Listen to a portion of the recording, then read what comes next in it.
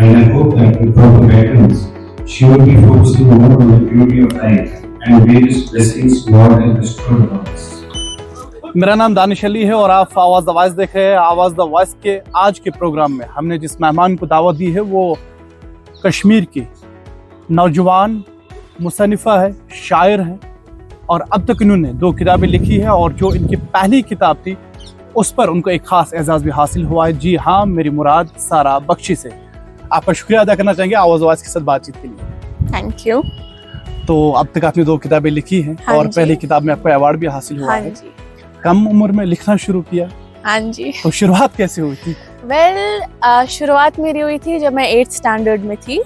Poetry एक ऐसी चीज़ थी जो मेरे में हमेशा से थी, बट समहाउ उसको प्लेटफॉर्म नहीं मिला। फिर जब मैं 8th ग्रेड में आ गई तब मुझे लगा कि I have a talent, so I started writing, but the thing was कि I used to write about the negativeness and the unspokenness of humankind. तो मुझे बहुत hate मिलता था उस चीज़ पे। मुझे लोग कहते थे कि you should not have you're too young to be writing that way. तो उस वजह से फिर मैंने काफ़ी टाइम अपनी जो पोइट्री वर्क है वो छुपाई थी। उसके बाद ऑन द वे में काफ़ी ऐसे लोग मिले और काफ़ी ऐसे पोइट्स को पढ़ा। उसके बाद मुझे ये लगा कि नहीं, it's okay to be writing about grief, it's okay to be writing about the emotions of humankind which most of the people do not speak about. So ऐसे शुरुआत हुई। ओके, तो सारा ये बता दीजिए कि पहली किताब का नाम क्या था और जो अवार्ड मिला था उस अवार्ड के बारे में भी बता दीजिए। श्योर। मेरी पहली बुक थी, उसका नाम है द अनअटर्ड लोड। आप नाम से ही समझ जाएंगे, the unuttered load is about the unspoken weight the every human carries, the unspoken emotions।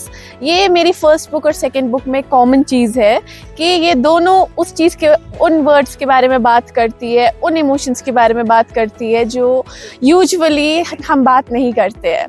तो उसकी वजह से मुझे एक अवार्ड मिला which is known as Emily Dickinson Award.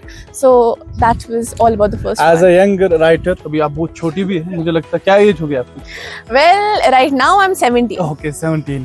तो कम उम्र में आप इस दुनिया में चली गई और जिस तरह से आपने इब्तिदा में कहा कि आप जो कुछ लिखती थी क्रिटिसिज्म का आप शिकार भी रही। हाँ जी। तो एज ए यंग राइटर कैसी जिंदगी होती है एक राइटर की, ये बता दीजिए, और खास तौर पर जब आप कश्मीर में। हाँ, देखो ये बहुत डिपेंड करता है। एज अ राइटर मुझे काफ़ी टाइम पे क्रिटिसिज्म मिला है जो मेरी राइटिंग्स है उनके लिए। I won't talk about other writers that much because बाकी राइटर्स का मैं उतना नहीं बोल सकती हूँ। I can talk about my own self. तो यहाँ पे फिर है, मतलब अभी भी थोड़ा स्टिग्मा है। मतलब according to me I feel like कि मुझे जो था it was about the negativeness I write. The people did not like the kind of things I write. So उस वजह से थोड़ा क्रिटिसिज्म हुआ था। तो सारा आप राइटर भी है, शायर भी है और उसके सबसे बड़ी चीज ये है कि आप कश्मीरी है। हाँ जी।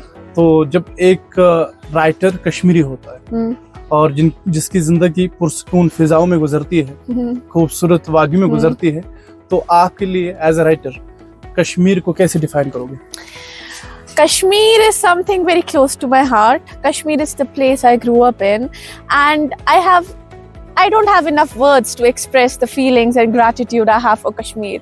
Kashmir एक ऐसी जगह है जिसने मुझे अपनी पहचान दी है। This is the place where I grew up. This is the place where I have become what I am right now.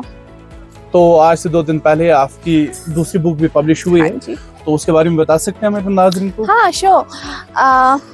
जो मेरी दूसरी बुक लॉन्च हुई थी उसका नाम है माई एक नोज योर्स। वो बुक भी, जैसे मैंने आपको पहले ही बोला, it's about the unspoken weight of human emotions. वो बुक भी थोड़ी इसी वे में थी। It's a collection of poetry. That book which I have written right now is a collection of poetry. Each poem has different meanings and different titles. तो इसकी summary as such होना is not possible क्योंकि हर poem different होती है। But या मतलब इसका जो कोर है, मतलब the core of it and the crux of it is just the the things we are not able to speak, the emotions that we as people are afraid to feel, afraid to see. I talk about death quite a bit. इस book में मैंने death के बारे में बहुत mention किया है, लिखा है उसके बारे में, क्योंकि according to me many people are scared of death, but I as a poet and I as a human, I really, and I'm not scared of death, and I really find death very fascinating to write. And death very fascinating. Yeah, to write. Okay. तो ये बता दीजिए मुझे, कश्मीर में इस वक्त हजारों नौजवान जो राइटर हैं, जो लिखते रहते हैं, अलग अलग चीजों पर लिखते रहते हैं, लेकिन ऐसा हमने देखा कि वक्त के साथ साथ कई राइटर्स ना उम्मीद हुए। हाँ जी। तो आप उन राइटर्स के लिए क्या कहना चाहते हैं? ऐसे टाइम्स आते हैं राइटिंग में जब इंसान काफी ज्यादा डिप्रेस्ड हो जाता है, just because of many reasons. मेरे हिसाब से आप अपना होप मत खोइए, whatsoever be the situation, do not lose your hope. देखो, there is a poem called the road not taken. उसके अंदर जो पोएट है वो हमें यही बोलता है कि देयर टू रोड्स, एक रोड है विच इज वेरी इजी, मतलब not easy but everyone takes that road, and another one is जो ज्यादा ट्रैवल नहीं गई है।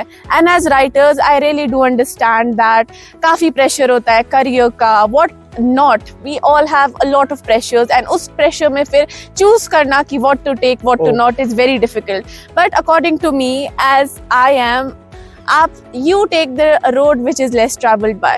Okay. तो ये बता दीजिए, सारा की जिंदगी में, हर एक इंसान की जिंदगी में कोई ना कोई ऐसा होता है जिनसे इंसान इंस्पायर होता है, मुतासिर होता है, फिर उस प्रोफेशन में जाता है और अपना नाम बनाता है। हाँ जी। तो अभी आप जिस दुनिया में है, किससे इंस्पायर हुए, किस राइटर से इंस्पायर हुए और क्यों? Writer, I won't actually only name writers in this. I had many people who inspired me. I had a teacher who really inspired me a lot. Her name is Zeba Khan. She is the person who actually gave me hope. My parents, they helped me a lot. My grandfather, they helped me a lot. After grade 12th and after grade 10th, I took literature as a subject. And uske baad when I started, reading, mere hisab se Sylvia Plath was the one who actually inspired me a lot. She's one of my favorite poets. And she's the one I actually look up to. Kashmir में कोई है? I don't read many Kashmiri authors, but हाँ, Naseem Shifai ma'am is very good. Okay. तो अब जो नाज़रीन आपको हमारे प्लेटफॉर्म पे देख रहे हैं, उनके लिए क्या कहना चाहते हैं आखिर पर? Well, I'll just say one thing. आपका जो what you are willing forward to do that. Do not do things that you're forced to. I, as a poet, was forced to do many things. I had a lot of society pressure, but then that did not mean that I'll stop writing, and that's the thing I suggest to you also. Whatever be the situation, do not lose your spark. Your spark should be there always. लोगों के कहने पे आप खुद को change ना करिए। सारा शुक्रिया आवाज़ के बातचीत के लिए, वक्त देने के लिए। Thank you so much.